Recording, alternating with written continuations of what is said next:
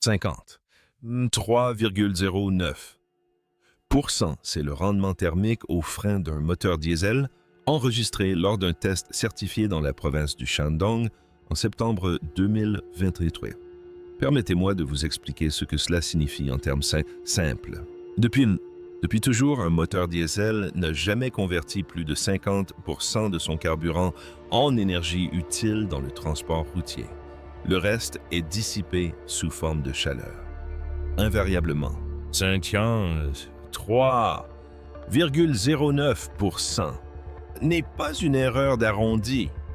Vous avez bien entendu, ce moteur vient de franchir un cap jamais atteint par un moteur diesel de série, et ce n'est que le début, car le chiffre n'est pas le plus important. C'est l'ingénierie qui le sous-tend, qui l'est. N'hésitez pas à liker et à vous abonner pour ne rien manquer. À la fin de cette vidéo, vous comprendrez exactement ce qui a changé à l'intérieur de ce moteur et pourquoi cela redéfinit les limites de tous les camions diesel sur Terre.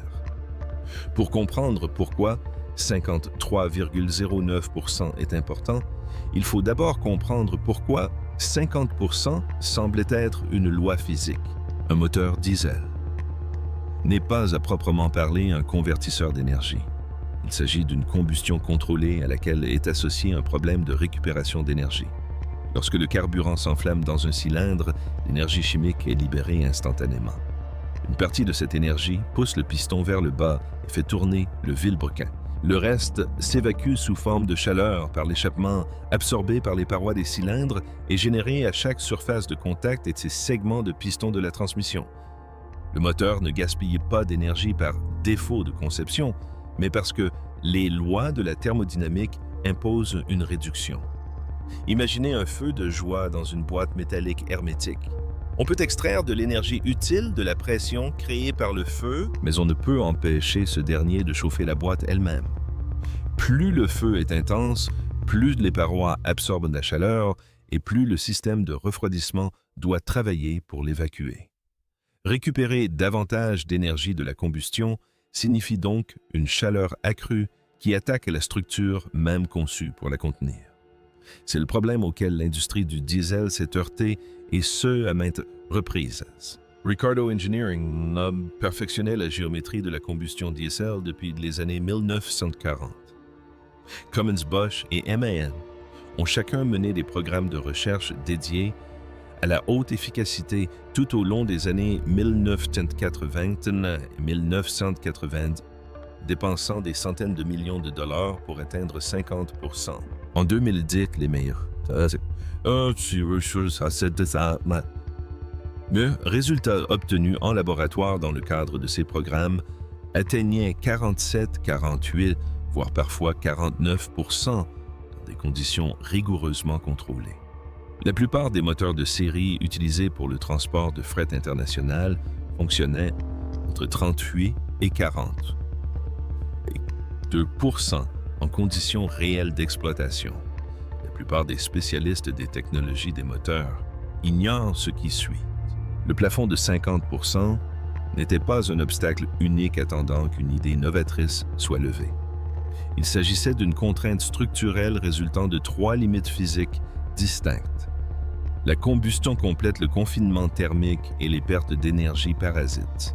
Aucun programme de recherche n'avait trouvé de solution pour s'attaquer simultanément à ces 3 problèmes sans qu'une solution ne compromette les progrès des autres.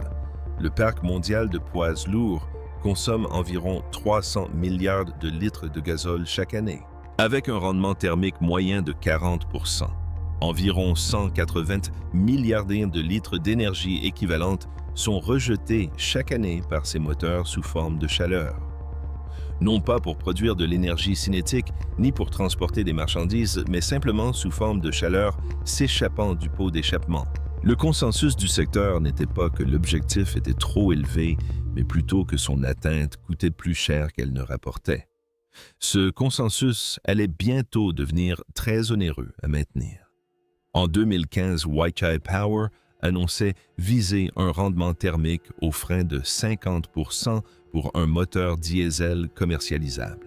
Certifié en conditions réelles et non selon des idéaux de laboratoire, Cette certification a suscité un scepticisme polypropre à la communauté internationale des ingénieurs en motorisation qu'ils réservent généralement aux annonces jugées plus ambitieuses que crédibles.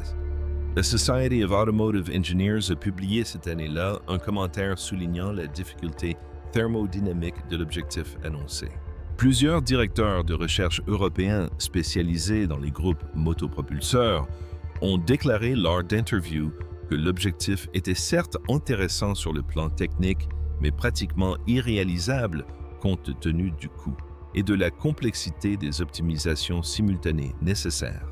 Une analyse largement citée et publiée dans une revue allemande d'ingénierie automobile concluait que combler l'écart restant à 50% nécessiterait de résoudre des problèmes qui avaient résisté à des décennies de recherche financées par des organismes bénéficiant d'une plus longue histoire institutionnelle et de budgets de R&D plus importants que ceux de n'importe quel fabricant de moteurs chinois ayant obtenu une certification internationale. Cette position était rationnelle. Elle reposait sur toutes les connaissances de l'industrie mondiale à l'époque. On tenait le même discours au sujet des turbines à gaz à cycle combiné dans les années 1980. Toutes les grandes entreprises de production d'électricité avaient modélisé le plafond thermodynamique des turbines à gaz naturel et conclu qu'un rendement électrique net de 50% était pratiquement inatteignable en exploitation commerciale. General Electric et Siemens ont toutes deux lancé des programmes visant cet objectif. Des analystes indépendants ont indiqué aux deux entreprises que si cet objectif était théoriquement réalisable, il n'était pas rentable en pratique. En 2000, les centrales à cycle combiné atteignaient un rendement net de 58% en exploitation commerciale. Les analystes avaient vu juste quant à la difficulté. Ils s'étaient trompés sur la possibilité d'une accélération. La différence résidait dans le fait que les programmes ayant permis de franchir ce cap n'ont pas amélioré l'architecture existante. Ils ont remplacé la logique fondamentale de la production d'énergie. Le programme de Weichai n'était pas un perfectionnement. Ce programme qui s'est déroulé de 2015 à 2023, soit pendant 8 ans, a mobilisé plus de 500 ingénieurs issus du département de recherche interne de Weichai, groupe des systèmes d'alimentation de Bosch et du laboratoire national clé de technologie des moteurs de l'université de Tianjin. Il n'a pas débuté par un objectif de géométrie de combustion, mais par une analyse énergétique. Cartographier chaque joule d'énergie entrant dans le moteur. Retracer précisément son parcours et identifier chaque point où une récupération était théoriquement possible, mais en pratique négligée. Ce travail de recensement a permis d'établir une liste. Cette liste a engendré une hiérarchie et le premier élément de cette hiérarchie était le problème que l'industrie considérait depuis 30 ans comme une impasse à rendement décroissant. Car le premier mécanisme développé par le programme n'abordait pas la combustion comme on l'attendait en dehors du programme. Le problème de la combustion diesel a toujours résidé dans la forme de la combustion et non dans le moment de l'étincelle. Les moteurs diesel n'utilisent pas d'étincelle. La géométrie de la rencontre du carburant et de l'air à l'intérieur du cylindre et la manière dont cette rencontre convertit complètement l'énergie chimique stockée en pression utile sur le piston avant que la soupape d'échappement ne s'ouvre et que l'opportunité ne disparaisse. Imaginez un tuyau d'arrosage avec la buse réglée sur son jet le plus large, à pleine pression. On obtient un large cône de grosses gouttelettes qui mouillent une vaste zone mais ne parcourent pas une grande distance, ne se fragmentent pas finement.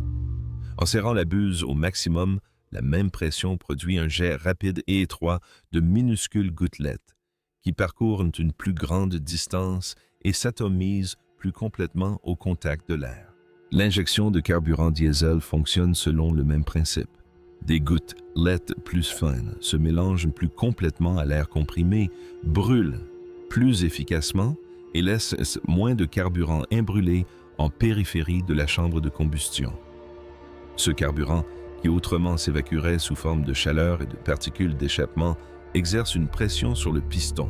La première innovation majeure de Weichai a été un système d'injection à ultra haute pression développé avec la division des systèmes d'alimentation de Bosch fonctionnant à 2500 bars, soit environ 2 fois et demi la pression d'injection d'un diesel à haute performance standard. À cette pression, le carburant se vaporise en gouttelettes de moins de 10 microns de diamètre. Un cheveu humain mesure environ 70 microns de large.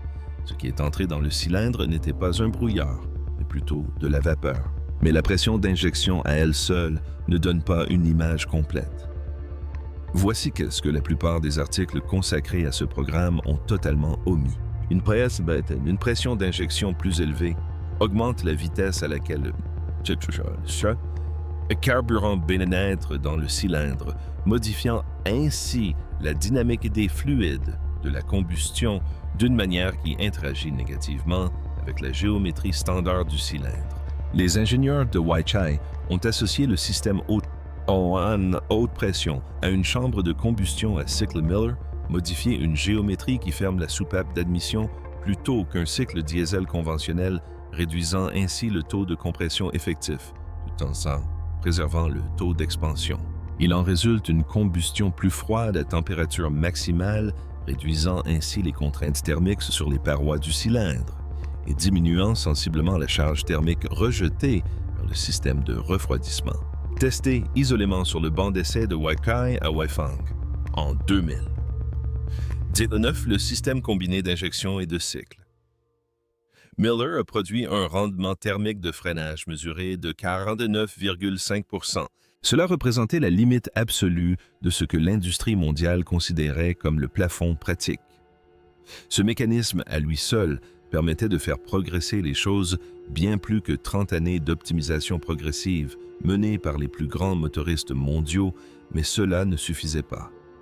Car la résolution du problème de combustion révélait un second flux d'énergie que le moteur gaspillait encore entièrement. Et la solution à ce problème était précisément ce qui, en principe, ne devrait pas fonctionner. Voici le revers de la médaille, avec la combustion à haut rendement. Plus la combustion est efficace, plus les gaz d'échappement sont chauds. Un moteur diesel standard, avec un rendement de 40%, produit une charge thermique diffuse à l'échappement. Un moteur à 49,5% de rendement doté d'une injection à ultra haute pression et d'un cycle Miller produit des gaz d'échappement plus chauds, plus rapides et chargés d'énergie. Un système d'échappement classique rejette tout cela dans l'atmosphère. Vous avez amélioré la combustion. Vous avez valorisé les gaz d'échappement. Pourtant, vous les gaspillez. La solution logique est de les récupérer. Faites passer les gaz d'échappement dans un échangeur de chaleur, alimentez un cycle de puissance secondaire et réinjectez le produit dans la transmission. L'industrie du diesel explorait la récupération de la chaleur résiduelle depuis des décennies. Le problème restait le même, un système de récupération alourdit le véhicule, complexifie la mécanique et génère une résistance parasite sur le circuit d'échappement. Toutes les études menées dans les années 1980 et 2000 ont abouti à la même conclusion. L'énergie récupérée ne couvrait pas systématiquement les coûts d'installation et d'exploitation du système. Le calcul était impossible. Cela paraît absurde. C'est précisément pour cette raison que le programme de Weichai a fonctionné. L'astuce ne résidait pas dans l'échangeur de chaleur, mais dans le fluide caloporteur. La récupération de chaleur résiduelle classique utilisait de l'eau ou de la vapeur, le même principe qui actionne les turbines des centrales électriques depuis plus d'un siècle. Les systèmes à cycle organique de Rankine à base de vapeur extraient l'énergie des gaz d'échappement aux hautes températures, mais laissent intacte la partie inférieure de la courbe des gaz d'échappement à basse température. Les ingénieurs de Weichai, en collaboration avec le laboratoire d'état des technologies des moteurs, ont remplacé le fluide de travail par un mélange éthanol-eau adapté au profil de température d'échappement spécifique du moteur à cycle Miller. Ce fluide atteint la transition de phase à un seuil inférieur à celui de la vapeur, récupérant ainsi de l'énergie sur une plus grande partie du flux d'échappement, y compris la portion que les systèmes à vapeur rejetaient systématiquement. Le système a ajouté 47 kg au groupe motopropulseur lors d'essais sur banque d'essais réalisés à Weifang en 2021. Ce système a permis de récupérer l'équivalent de 3,4 points de pourcentage d'efficacité thermique au freinage. Le coût lié à la traînée parasite était de 0,8 points de pourcentage. Contribution nette 2,6 points de pourcentage supplémentaire par rapport au rendement du système de combustion. Il ne s'agit pas d'un gain marginal récupéré par arrondi. C'est une seconde source d'énergie extraite d'une source que le moteur gaspillait depuis l'invention de la combustion diesel. Combinés sur banc d'essai, les deux mécanismes ont atteint un rendement de 52,1 %. Ce qui restait à prouver, c'était si les deux pouvaient maintenir des performances optimales simultanément au sein d'une même architecture de production, ou si leur connexion entraînerait la destruction silencieuse des gains de l'un par l'autre. Deux mécanismes fonctionnant parfaitement individuellement peuvent bien s'annuler mutuellement dès qu'on les connecte. En ingénierie des groupes motopropulseurs, il ne s'agit pas d'un problème théorique. Ce phénomène a mis fin à plusieurs programmes de moteurs diesel à haut rendement avant même leur homologation. Le problème d'interaction entre les systèmes de combustion et de récupération de chaleur résiduelle de Weichai était spécifique et prévisible. La géométrie du cycle Miller est sensible à la contre-pression d'échappement, c'est-à-dire la résistance que rencontre le moteur pour expulser les gaz de combustion du cylindre. De légères augmentations de la contre-pression déclenchent l'admission et perturbent la combustion, l'éloignant de son état optimal. Le système WOHR génère une contre-pression de par sa conception puisqu'il extrait l'énergie thermique du système d'échappement. Lors des premiers essais intégrés menés à Weifang en 2020, au sommet ion, cette interaction a réduit la contribution du système de combustion d'1,2 point de pourcentage lorsque le système WAHR fonctionnait à charge de récupération élevée. Le résultat combiné était inférieur à celui obtenu par chaque système pris individuellement. L'intégration a donc dégradé les performances du moteur. Ce que personne ne mentionne, c'est la suite des opérations de l'équipe d'ingénierie. La réponse classique à un échec d'intégration consiste en un étalonnage séquentiel, optimiser d'abord la combustion, verrouiller sa cartographie, puis adapter le WWHR à la plage de fonctionnement restante. Cette méthode produit un rendement stable, mais constamment sous-optimal, car aucun des deux systèmes n'atteint jamais simultanément son potentiel maximal. Les cartographies fixes ne peuvent pas s'adapter à l'interaction dynamique entre les deux systèmes en cas de variation de charge réelle. L'équipe de Weichai, en collaboration avec le Laboratoire national clé de technologie des moteurs, a conçu une solution différente. Ils ont développé un système de gestion piloté par l'ALA, baptisé BOS Weichai Operating System, qui surveille et ajuste simultanément les deux systèmes en temps réel. Imaginez la façon dont un système de navigation gère le réseau routier d'une ville lors d'une perturbation majeure, non pas en suivant un itinéraire fixe, mais en analysant les conditions en temps réel à chaque nœud et en recalculant le chemin optimal des centaines de fois par minute.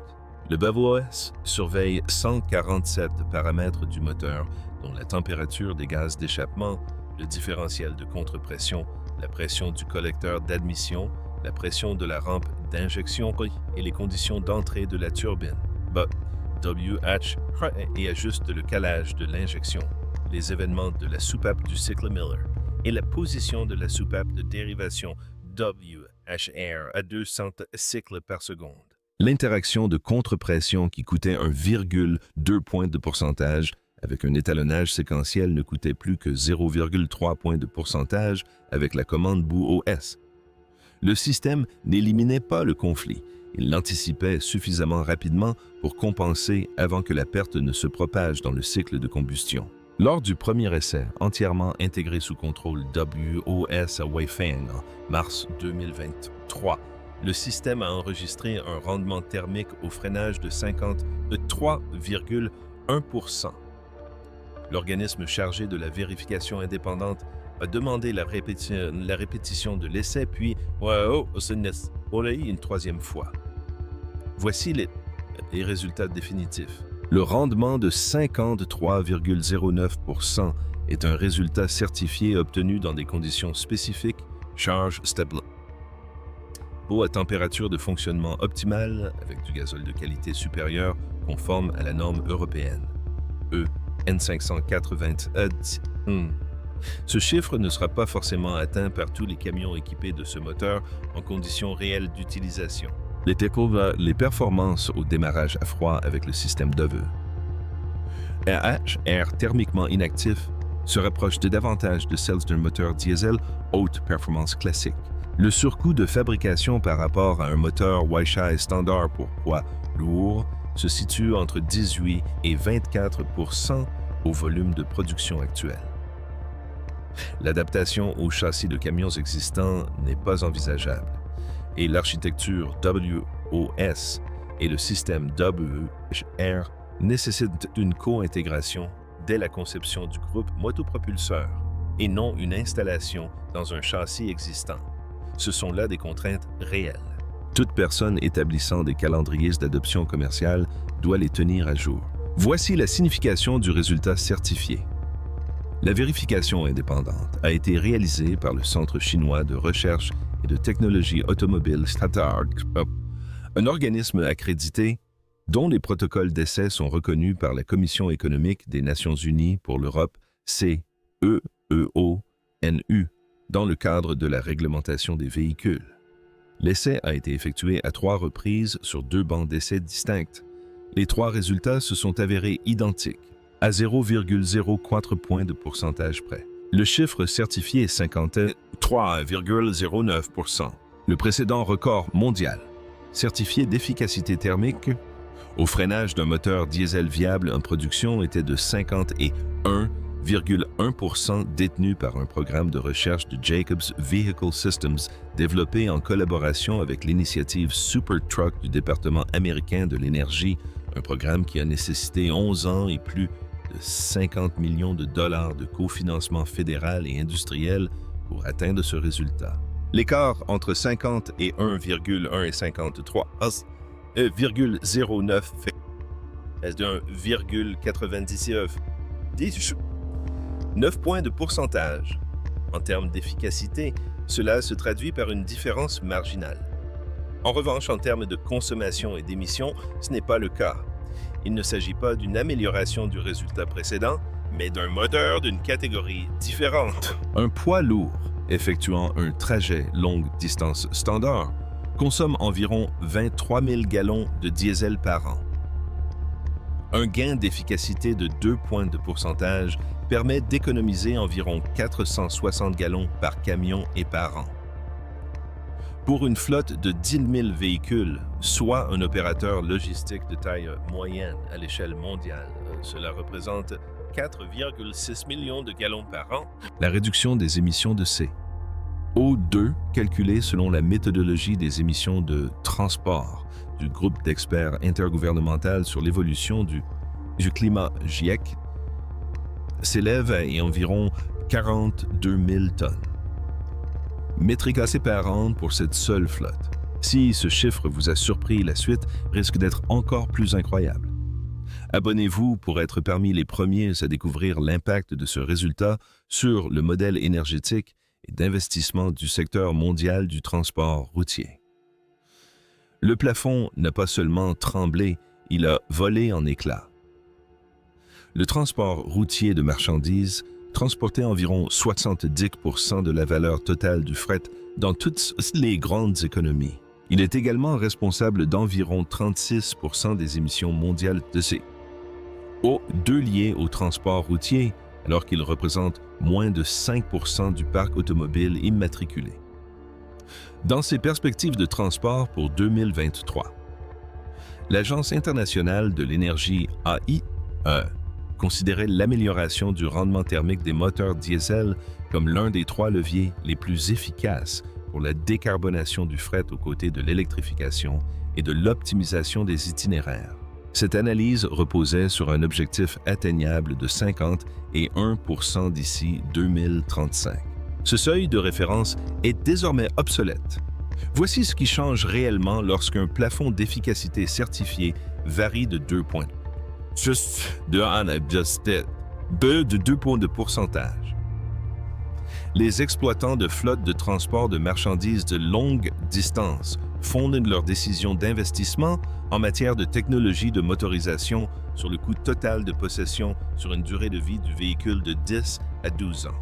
En Europe, où ces taxes sur le gazole s'élèvent en moyenne à environ 1,40 $ par litre, les économies annuelles de carburant par camion à ce niveau d'efficacité permettent un retour sur investissement de 4 à 6 ans au prix actuel, ce qui est largement inférieur à la durée de vie d'un tracteur routier longue distance. En Asie du Sud-Est, où les subventions sur les carburants sont progressivement réduites, et où l'infrastructure d'électrification des liaisons longue distance reste limitée, la transition économique s'accentue encore davantage vers le diesel à haut rendement comme solution disponible à court terme. La Fédération routière internationale estime que les cycles de renouvellement des flottes de transport longue distance sur ces marchés s'étendent en moyenne sur 7 à 10 ans, ce qui signifie que les délais d'adoption sont limités non par la volonté, mais par le rythme de renouvellement naturel des flottes. Le chiffre que la plupart des analystes ignorent en fait et notent complètement est la difficulté à reproduire ce résultat. Un brevet protège une conception. Il ne protège pas les 8 années de co-développement simultané entre géométrie de combustion, une formulation de fluide de travail et un système de gestion en temps réel qui ont nécessité l'optimisation parallèle de ces 3 éléments pour obtenir le résultat certifié. Les cartographies d'étalonnage WOS ont été élaborées grâce à plus de 40 000 heures d'essais au banc. Un concurrent qui acquiert le brevet acquiert le plan. Il n'acquiert pas le savoir-faire institutionnel codé dans ces cartographies. C'est précisément le scénario qui s'est reproduit avec la technologie des turbines à gaz à cycle, combinée dans les années 1990, lorsque General Electric a certifié la première centrale à cycle combiné, gaz CCGT, avec un rendement net supérieur à 55% en 1997. Ses concurrents ont eu accès aux principes thermodynamiques publiés en quelques mois. La plupart d'entre eux ont mis entre 8 et 12 ans pour atteindre ce résultat en exploitation commerciale. Non pas parce que les connaissances scientifiques ont été dissimulées, mais parce que le savoir-faire en matière d'intégration se prête mal à une transmission par écrit. La limite a toujours été d'ordre technique. Chaque décennie qui s'est écoulée sans ce résultat a été une décennie passée à traiter un problème d'ingénierie comme s'il s'agissait d'une loi physique, ce que représente en réalité 53,09% dépasse le cadre d'un seul programme moteur et d'une seule procédure de certification.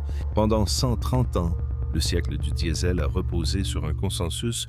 Plus de la moitié de chaque goutte de carburant brûlé dans un moteur à allumage par compression représentait simplement le coût thermodynamique de son fonctionnement. Ce consensus a façonné la conception des infrastructures de fret, la manière dont les modèles climatiques ont attribué le coût des émissions au transport terrestre, la façon dont les ingénieurs des plus grands fabricants de groupes motopropulseurs au monde ont défini la limite entre un objectif ambitieux et un objectif théorique. Il ne s'agissait pas d'un manque d'imagination, mais d'une interprétation logique de tous les résultats obtenus par l'industrie jusqu'alors. Ce résultat a prouvé que la lecture était erronée. Non pas légèrement erronée, mais fondamentalement erronée. Si vous êtes arrivé jusqu'ici, vous en savez désormais plus sur le rendement thermique des moteurs diesel que la plupart des spécialistes du sujet. Ce qui a été démontré dans la province du Shandong en 2023, c'est ceci les 3 contraintes physiques que l'industrie avait longtemps considérées comme séparées et fixes. La combustion complète, le confinement thermique et la récupération de l'énergie des gaz d'échappement forment en réalité un seul système interconnecté. Si l'on parvient à maîtriser ces trois éléments simultanément avec une résolution et une rapidité suffisante, le plafond qui a tenu pendant un siècle s'effondre.